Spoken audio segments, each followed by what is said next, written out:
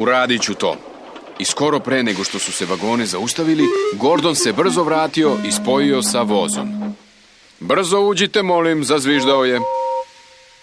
Tomas je uglavnom gurao velike vozove da bi im pomagao da krenu, ali ga uvek otkače pre nego što krenu. Ali ovoga puta Gordon je toliko brzo krenuo da su zaboravili da otkače Tomasa. Gordonu se pružila prilika.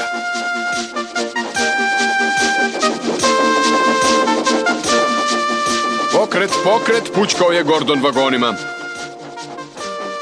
Voz je išao sve brže i brže, prebrzo za Tomasa. Želeo je da se zaustavi, ali nije mogao. Pip, pip, stani! Brže, smejao se Gordon. Ne možeš nam pobeći, smejali su se vagoni.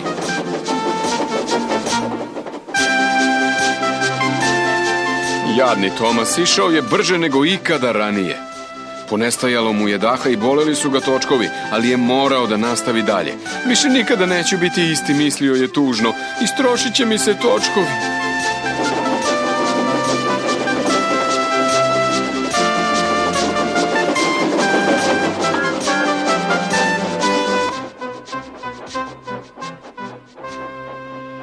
Konačno su se zaustavili na stanici.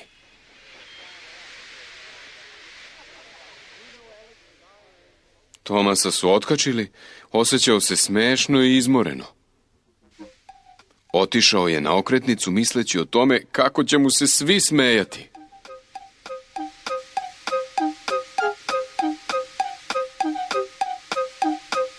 A zatim se uputio na sporedni kolosek da ga niko ne vidi. Pa, Tomase, pućkao je Gordon, sada znaš kako izgleda raditi naporno, zar ne?